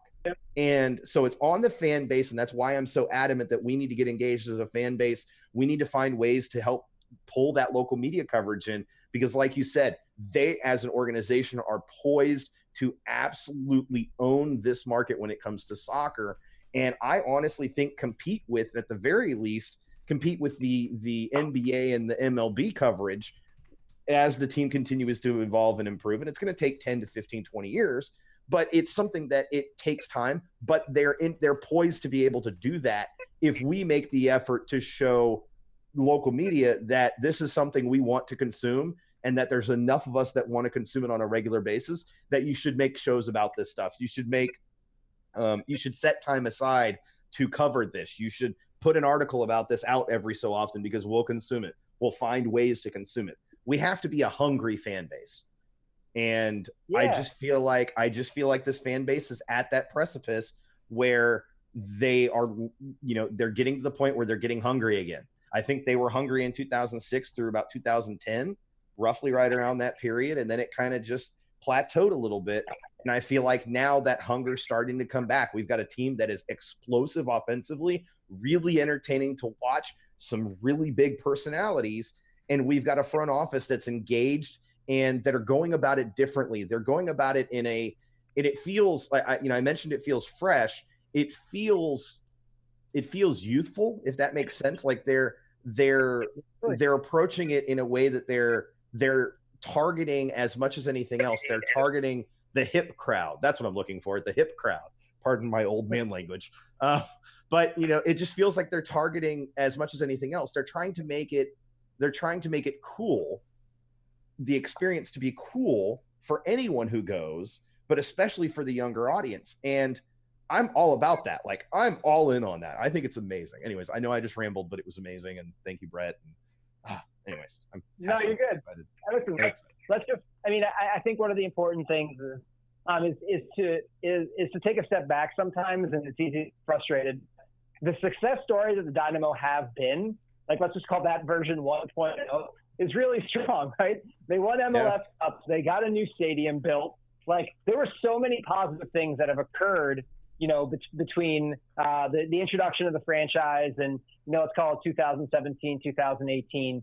And so we don't ever have to forget that part of the reason that there is a gorgeous new downtown stadium was because of all the positive things that happened when they were at Robertson, and that effort and that energy and that enthusiasm. And so instead of just having to rebuild something, we just need to tap back into that energy and bringing a friend, bringing someone who came back in the day, bringing them back out to watch this team. Like, this isn't like, this isn't a, we're not the Sixers, right? We don't have to completely tank to get all the way better again.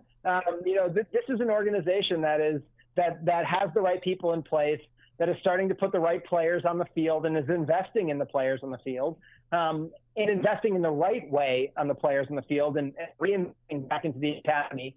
It's an exciting time to be a Dynamo fan. It's a really cool time if you're a fan to bring out a friend. It's a cool time if you're sitting in the office and you click on a Dynamo article and you're sitting in around 3 other people, make them click on the Dynamo article. Like, this is an exciting time to be able to do all those things and to excite people to be able to do all those things. And, it's not going to be just one arm that brings this whole organization back. But it doesn't have to be 7 million people doing 7 million different things. There's a very few specific things that people can do. And I think this is an incredible market. This is a passionate marketplace. It's a very community-centric marketplace. And there is a core group of fans that really, really do care. And that would be there regardless of just how far this organization went in the wrong. And so they should be taking solace in this organization that I believe on the field and off the field is really to make a really, really big impact in the next couple of years. For sure. Absolutely. Well, hey, Brett, thanks for joining us. We're going to let you go because I'm sure you got personal stuff to deal with tonight. But we really, really do appreciate you joining us. Where can people find you online if they want to shout and yell at you for anything you had to say today on our show? Yeah, so I'm at Dieselaski, so at DZALASKI.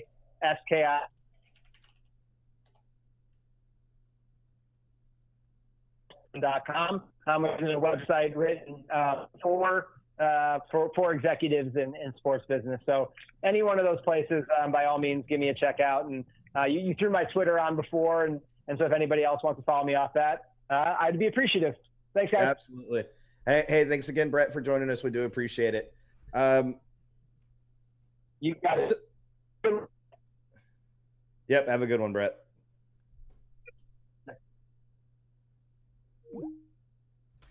So I look, I kind of explained why I wanted Brett to come on. Part of it was I wanted to talk to Brett about why it's important for us as individuals to engage, because I've talked about it so much that I feel like I'm growing.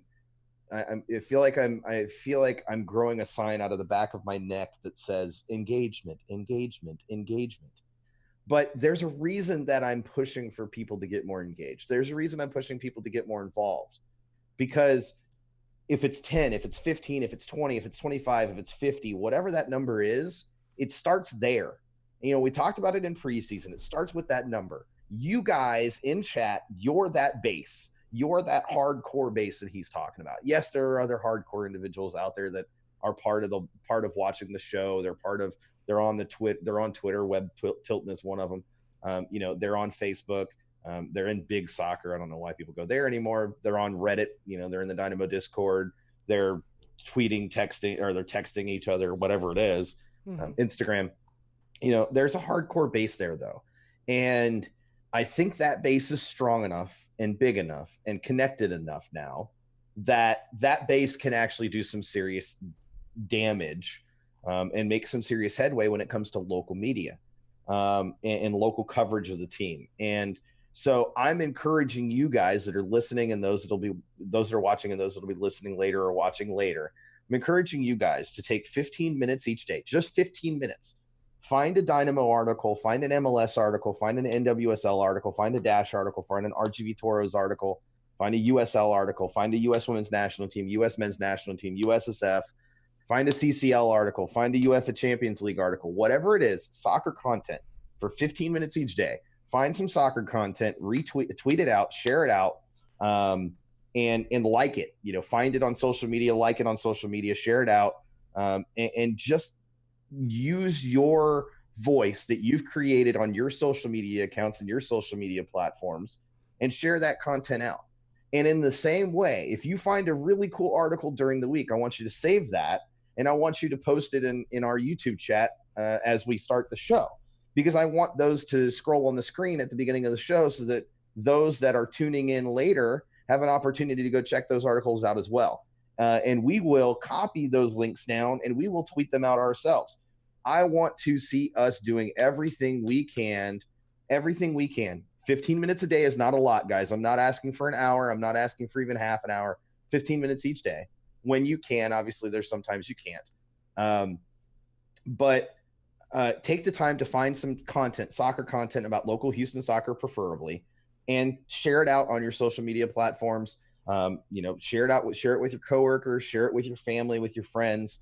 And just get people to be a little bit more involved and a little bit more engaged yourself, not just for you, but for the benefit of growing the Dynamo and Dash fan bases, growing their coverage in the media, kind of building up that media presence where, hey, there's suddenly 50 more people clicking on this same link.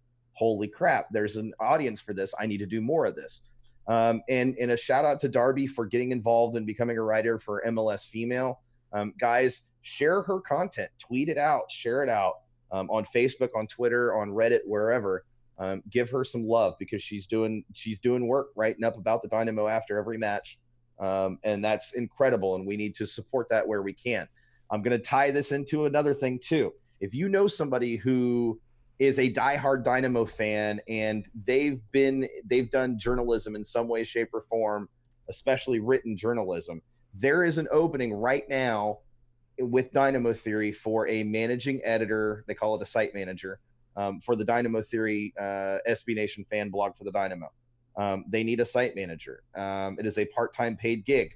If you know somebody that fits the bill for that, if you know somebody that you're like, man, they would be perfect for that, tell them to go apply. Because Dynamo Theory is an awesome opportunity to add a level of coverage surrounding the team, the Dynamo and Dash and RGV Toros. That's an online presence that can help increase, eyeballs and increase media coverage overall. Truly, it can. So Cisco says we should do a daily read hashtag post on Twitter. I think that's probably a good idea. Brian, I will give you a reprieve to make it 5 minutes out of your day. Not even 15 from you, sir, just 5. That Duolingo bird is no joke. I've got Duolingo because I'm still learning Norwegian. But I mean, seriously, guys, the reason I'm so passionate about this type of stuff is because it is an area where we together can make a difference. It's an area where we as individuals can actually truly make a difference. And we can be that spark of change, because guess what? The more that the teams get covered by the media, whether it's online media or local media, that's going to bring additional eyeballs onto the Dynamo. Earlier today, this afternoon, I got asked to go onto the MLS UK show podcast, and I went on that today, and I talked for 15 minutes about the Dynamo, and it was amazing and awesome, and it was a great opportunity.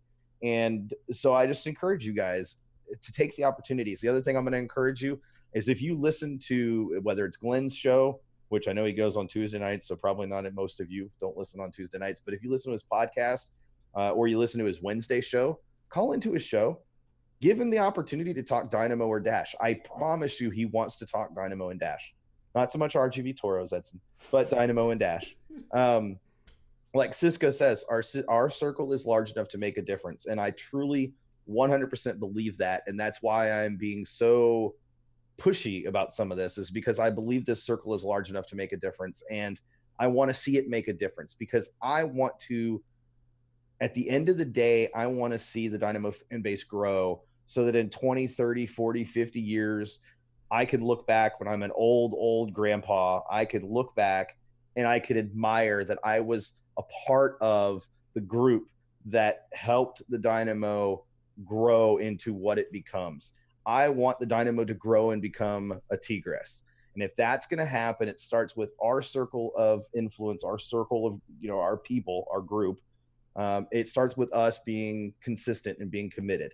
And so if we're going to, sorry, Darby distracted me and then Alex distracted me. But if we're going to make the difference, then we've got to be the involved and engaged group. And so I'm putting that challenge out to you guys. I'm going to challenge myself to do the 15-minute thing every day.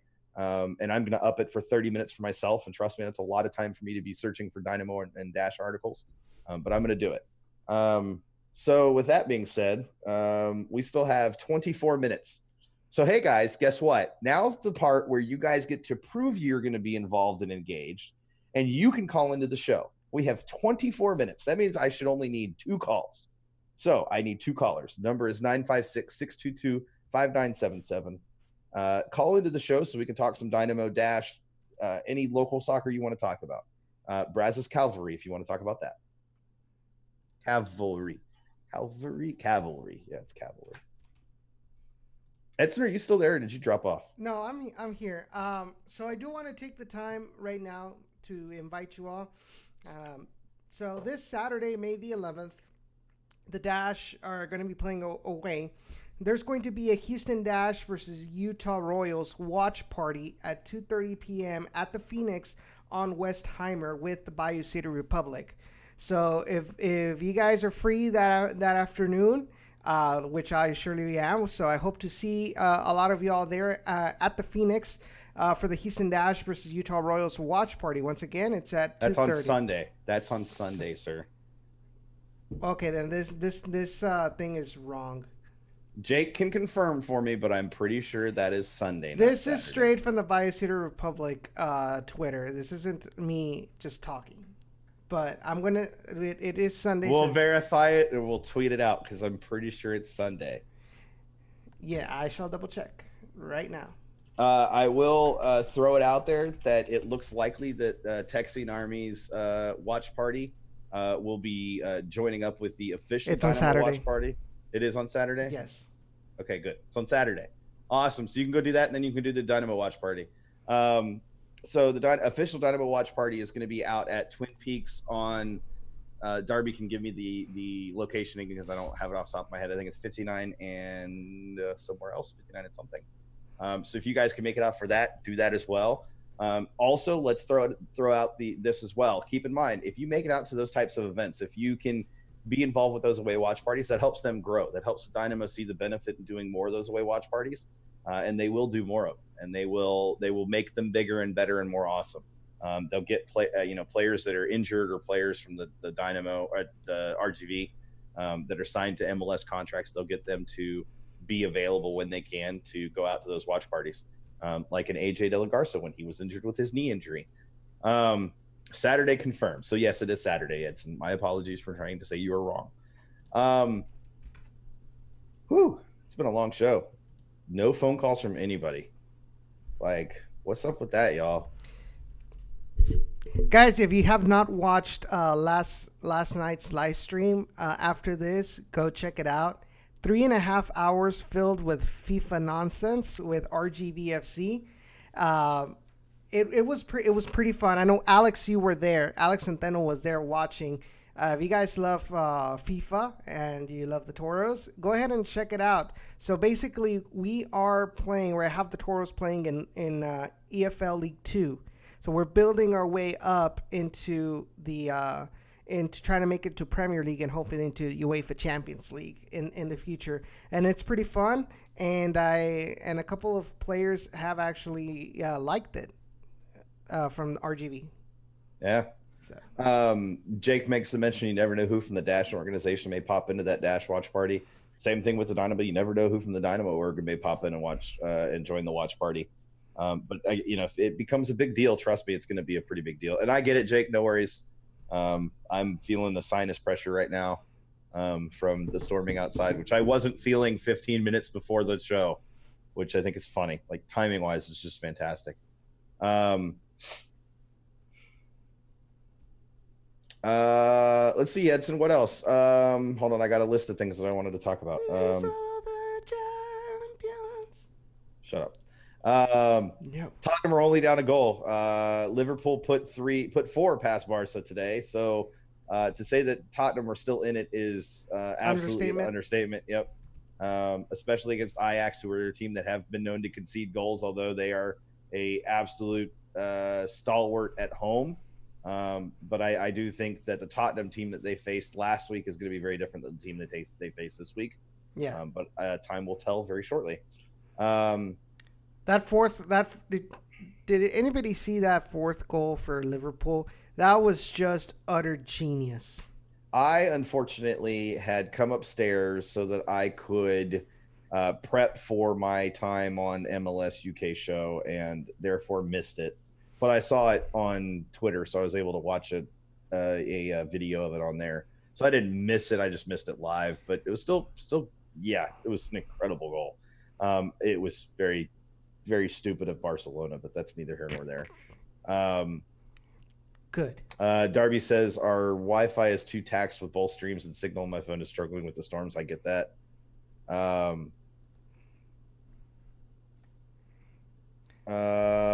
Let's see. So how did it go? How did it go with MLS UK? It went really well. They asked, some general questions. Nothing super major or anything like that. Just talking about where the team sits right now. We talked about also, how I felt about the possibility of losing Elise and Morrow in the upcoming July transfer window. Mm-hmm. What I thought my chances were against us going against Seattle this year or Seattle this week. Those types of things. Nothing mind blowing, but it was still good. I felt like it was a good interview, and I hope you guys will. When that comes out, he told me that should come out tomorrow around 5:00 Central Time. Mm-hmm. So keep an eye out for that. He's gonna tweet it out to us as well. So we'll share that out. But if you guys could tune into that, that'd be amazing as well. Glenn's big news. No, I didn't. Cisco. That he debuted Soccer Matters in Austin. Oh, no, I didn't. I saw that, but I totally forgot about that. Yeah, that's pretty cool as well, that he's expanding his reach. So even more reason to be proactive and call into a show when you can, to just, make sure that he knows that, hey, there's Dynamo love around here and Dash love around here. And, we want him to continue covering the teams, and we want him talking about those teams as much as possible. Because he does get a pretty good following. A lot of them are international soccer fans that can be turned into Dynamo or Dash fans the more that the teams are talked about. So definitely call in when you can, because it makes a difference. Power rankings just were released a whole 6 hours ago, so I'm a little bit behind on this. Dynamo moved up to number 2 in the league behind LAFC, which is funny because we actually have a better points per game than LAFC right now. LA Galaxy are in 3rd. We bumped them down down a notch. Seattle, actually, we must have been in 4th. Seattle is in 4th now. Toronto are 5th. Philly are 6th. DC is 7th. Dallas is 8. Sorry, Frisco is 8. New York City FC is 9. Minnesota is 10.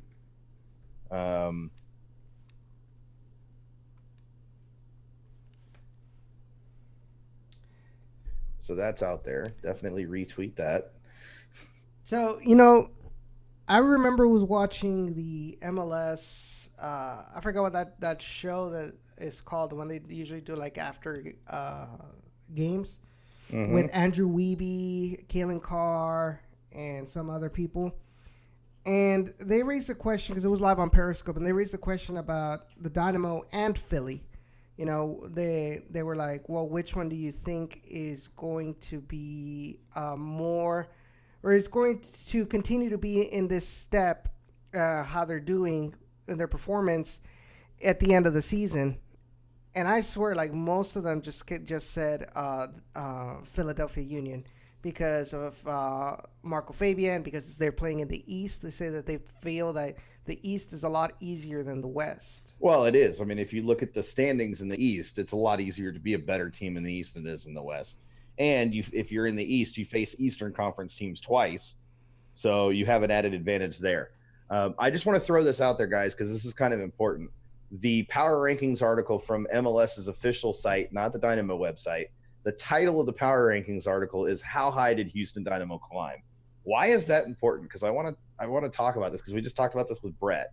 Why is that important? Because that means that they recognize that there are Houston Dynamo fans looking to absorb content and looking to find content about their team. Because otherwise, why would they title that Houston Dynamo? Why would they bother putting the Houston Dynamo in there? Yeah, because LAFC are number 1.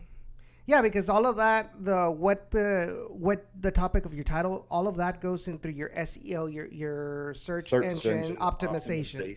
Yes, sir. So the Power Rankings article, just to read a little bit on the Dynamo there, the Dynamo jump up to their highest mark of the season to date. And while the Texas Derby win was pretty tight, rivalry games often need to be evaluated a bit differently than run-of-the-mill matches. A road game against the Sounders is a fixture league watchers should be circling for week 11. I don't really disagree with that. I think that's fair. And I think we will see the more that the team consistently plays like they're playing right now, especially if they can go on the road against Seattle, if they can come back and win the match the following week, and then they can keep this kind of trend going even on the road, I guarantee you that there's going to be more coverage nationally as well, at least from MLS Soccer. And if MLS Soccer is covering them consistently, it's going to increase across the board.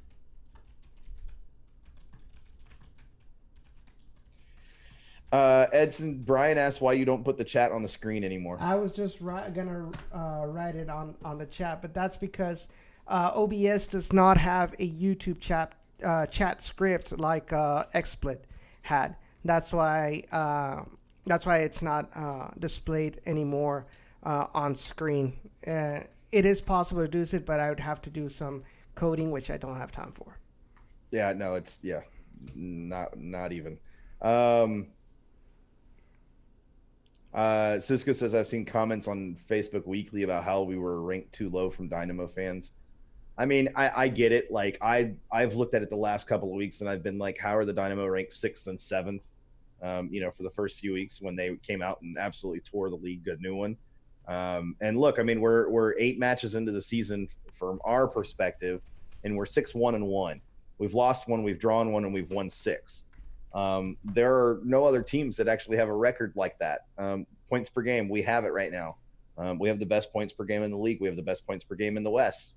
If the team continues at the pace that they are, and let's be real, that's a big ask, but if they do, at least up until the point of Gold Cup when international call-ups happen, which is fairly soon in the next month or two, but if they can keep that pace for even the next month, we're going to be poised for a playoff position without a doubt. So just know that this team is positioned really well right now, and it's going to be amazing. Brian, all I hear is blah, blah, blah, not going to do it. I mean, that's essentially what you heard, yeah. I mean, look, Brian, I'll throw this out there. If you want YouTube chat back in the comments, donate $20 a month and I'll make it happen. Because that's how much XSplit costs per month. It's not cheap. And we don't make any money off this. So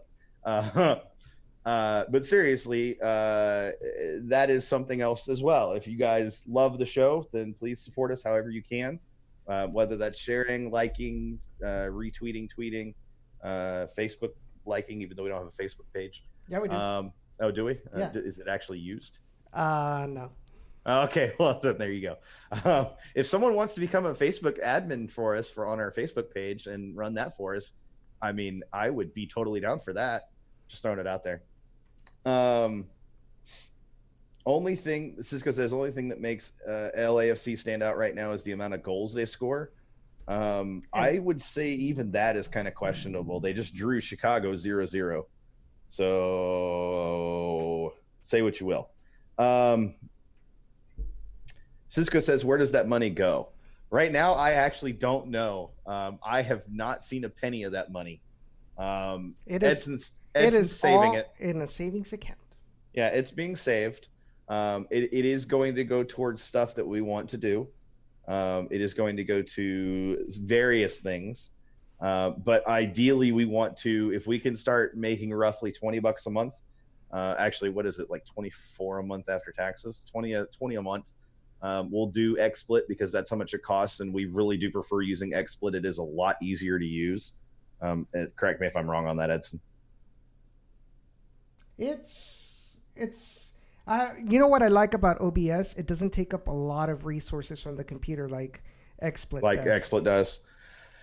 So if you're a programmer and you have programming experience and you have time, let's say you're a programming student at a local college, and you're interested in learning some OBS stuff and helping us out, you could totally write our YouTube chat script for us. We'll be happy to work with you on that. So definitely reach out to us for that. Darby says, I've heard about a sales guy that could give you some pointers. He was on a show earlier. I watched earlier. Darby's so funny. So what else, guys? What do you want to talk about? We've got 9 minutes, and it is lightning really hardcore outside, and I will probably lose power pretty soon. So hopefully, as long as I don't lose power, we're fine. That's true. If you lose power, we're screwed. And it seems to have calmed down here in Jersey Village. Yeah, for like 15 minutes, it'll start back up. Don't worry. Yeah, well, I'm looking forward to that. No, really. Cisco, here's the thing. We have somebody that wants to do it, and I'm trying to coordinate when I can to make that happen. The biggest problem is getting the audio out of the YouTube stream and record. Easy. You've got it easy now in OBS. That's right. It was harder in XSplit. XSplit was a pain to do it with. Mm-hmm. But now that we're using OBS, it is a little bit easier. Well, we're using Streamlabs, I think. No, Stream Elements. We're using Stream Elements. Yeah, well, Stream Elements is just it's just the background. Like the Streamlabs OBS is pretty much using both of them. Like OBS is pretty much like for gaming. Yeah. He's right though. There is the native YouTube chat support for the streamer. I've seen it before. But you know what? The one that I saw was not for YouTube chat. It was for Twitch chat. Mm-hmm. And that may be the thing, is it's not specifically for YouTube chat. It stands for, I don't even remember what OBS stands for. Online broadcasting software. That's what it Open is. broadcasting software. I almost had it spot on. But the trade with Portland, right? So we sent 150,000 allocation. It was GAM, I think, right? Is what we sent to Portland in exchange for an international roster slot. What does that mean? What does that signal? It was 75,000 in GAM and 100,000 in TAM. So 175,000, yeah. Yes. So what does it mean? Not a whole lot, because to me it signals that they do have somebody that they're targeting. But that also could mean, and I've said this on Twitter a couple times this week when the initial rumor swirled, actually early in the weekend, to me, it also could mean that the Dynamo are looking to possibly sign Carlos Small or someone from the RGV roster, possibly Michael Salazar, to a MLS contract so that they have the option to call them up if Morrow does happen to leave in the July window. I did mention it. I mentioned it really early on. I just mentioned it kind of in passing, though. The other thing I want you guys to keep in mind is an international roster slot also means that we could bring somebody in. There was a rumor that went out from somebody who I can't confirm at all that the Dynamo are looking at what is his first name? Edson, help me with the first name. Last name is Ibarra. I remember that. Renato Ibarra. Thank you, that guy. He'd be a good signing. I wouldn't go so far as to say great. He struggled. He's struggling currently. Not nearly as prolific as our current winger is. And I don't know if he would be any better than a Kyoto right now. Kyoto, by the way, let's talk about that for just a second. Kyoto, when he came in that match, he absolutely flipped that side on its head. He was beating his outside back consistently, very easily. I think Kyoto is ready to have his comeback. I don't know why it took him this long. I do suspect he must have had some sort of lingering injury that just he couldn't shake. But the fact that Wilmer put him in to the match for 15 minutes or so, and he looked really good. He looked really positive. He was applying a lot of pressure, linking up very well with Elise on the run and on the counter. I think we've been playing that position with Memo, who's been really good as well. It doesn't hurt to have another guy who's really good in that position. And so, yeah, I'm pretty excited to see him get those minutes because he definitely needed it. Cisco says he's ready for the top line of Ramel, Morrow, and Elise. I can't argue that. I want to see them come out again together because keep in mind again, the lineup we've been playing with isn't even our true preferred starting top three. Memo, as good as he's been playing, it's hard to give the case that Kyoto should start over him. But as good as he's played, if Kyoto can play better than that, hell yeah, let's give Kyoto some minutes. And I do think Kyoto can. But I think Memo is definitely at that point where he deserves consistent time. And hey, if you can rest Kyoto consistently as well, then that's good. Rotate him a little bit. That's definitely good. Cisco said that trio is more needed on the road than at home. I'll definitely agree with that. I think Kyoto and Elise and Morrow on the road with Tomi in there definitely can create a lot of problems for opposing teams. Darby says Elise needs to get well. Every time he went down, it looked groin related. I think there's a deeper issue for Elise. I didn't notice that actually personally, but it is always possible. And yeah, JDC's not even all the way back yet. Vera and Boney have been absolutely stellar and standouts, but getting Cabezas back at full health for the entire rest of the season would be absolutely insane right now in a very positive way, because you could pair him with Vera and that would let Vera roam even higher up the pitch, and you would just stop any chance of the opposition getting anywhere close to the defense, the back line. Which would allow AJD to push up a little bit more and not have to cover back as much. That would allow Lundqvist to stay higher up the pitch, which, by the way, Adam Lundqvist right now, because he's being allowed to push into the offense so much and the attack so much, he's showing how good he can be. And he's showing how much pressure he can put on the opposition. And if our best left back, or if not our best left back, he is. If Adam Lundqvist, though, can continue to do that against the opposition right backs, that's going to create and cause all sorts of problems for their back lines, because he's going to beat guys left and right. And if he can continue to do that and serve some decent crosses into the box, it's going to create more opportunities. And it creates opportunities for the left winger to push in a little bit, which is what Kyoto loves to do. And I really want to see Adam Lundqvist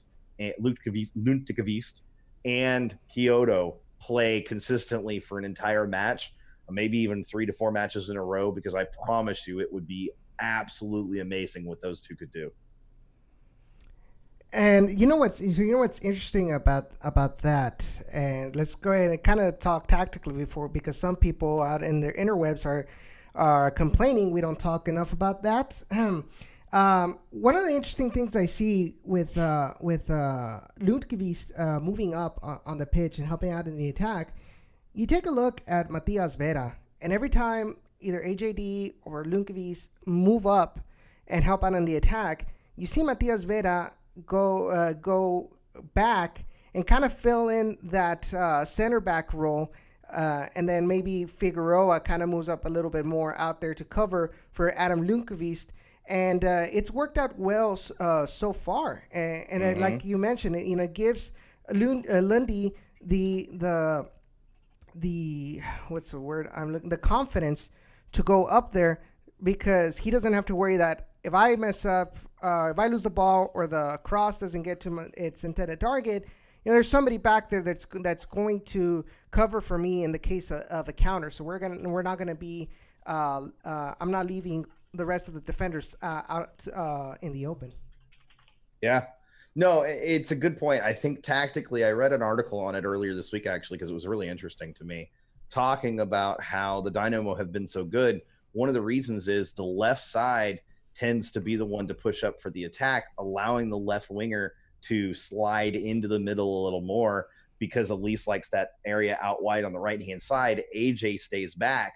So really what you end up with is a 3-3-4, which if you think about it is actually kind of cool, because it is what we do. It's a 3-3-4, and then on defense it shifts back into a 4-3-3. But the thing is with a 3-3-4 is you have 4 attackers plus Tomas, and occasionally Boney and Vera. And they also gave a shout out to how much ground Boney and Vera are covering every match. They're box to box without a doubt, and they're absolutely committed to both ways. And JDC is more likely to stay home a little bit more, but he can push up into the attack as well. And we've seen how good he can be on the attack. So there's so much possibility tactically, formation-wise, capability-wise, player-wise, personnel-wise. Even when the Gold Cup happens, we still have plenty of attacking talent, plenty of attacking options that I really I'm not worried about losing players for Gold Cup like I was in years past, because yes, our superstars will be gone, but I still think we have good enough players that will still push. And hey, other teams are losing players too. So that's the drawback for other teams when they only have 1 or 2 really top tier players, is what happens when you lose those 2 players. For us, we have so much depth that we're going to feel it, but not the same way. We're a better team. We're a better team without our top 2 or 3 or 4 players than other teams are without their top 2, 3 or 4 players, because our depth is so much stronger.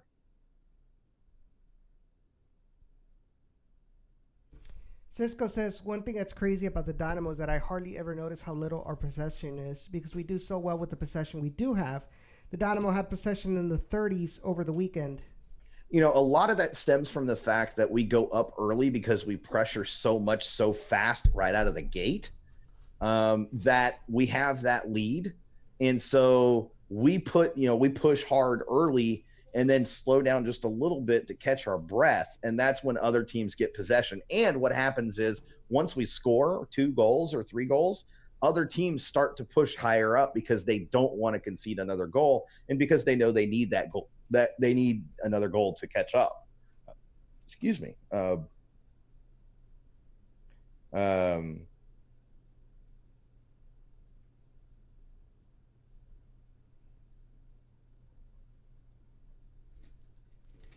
Yeah, so it's just, when I look at the possession stats, I always think those are a little skewed at times because of that, because we get those early leads. And if we consistently have an early lead throughout the entire season, don't be surprised if we end up with less, or 30% or so possession, under 40% possession throughout the entire season, just because of how the matches kind of play out. And it's like Coach Echeverry talked about with RGV, like you can have possession, but if you don't score, you don't take advantage of the possession, then what's the point? I mean, the Dynamo may not have the biggest possession, but when they do have it, they're a lot more clinical when they do have the ball. Yeah, No, absolutely. So with that, Edson, I think it's time to call the show. I needed to go eat food. I skipped dinner so that I could do the show because I was busy. So guys, I hope you got out of this that our group does have this group particularly has there's kind of we have an influence among our within our group because of our network of friends and family and what have you. So guys, I hope we leverage that. I hope we try to leverage that this week. And again, let's do what we can to try to generate some views and some likes and some shares and social media interaction, but also actual article, read the articles, talk about the articles, get some extra eyeballs on those things, because at the end of the day, we can have an impact. We can have a real lasting difference. We can make a real lasting difference, but it's got to start with us. So guys, with that being said, hashtag Forever Orange. Hashtag We're Toros. Hashtag -TF on. Hashtag One Family. Hashtag We Are Gen Orange. And with that, am I missing something? You're not. We're good. All We're right. out. Oh, All right. hashtag Do Our Part. Of course. That All right, was guys. Thank you so much for tuning in. We'll see you tomorrow for Down in the Valley at 7 p.m. And hope to see y'all at the watch parties, whether Dynamo or Dash this weekend. We hope to see y'all there. All right, guys. Have a good night. Take care. Later, guys.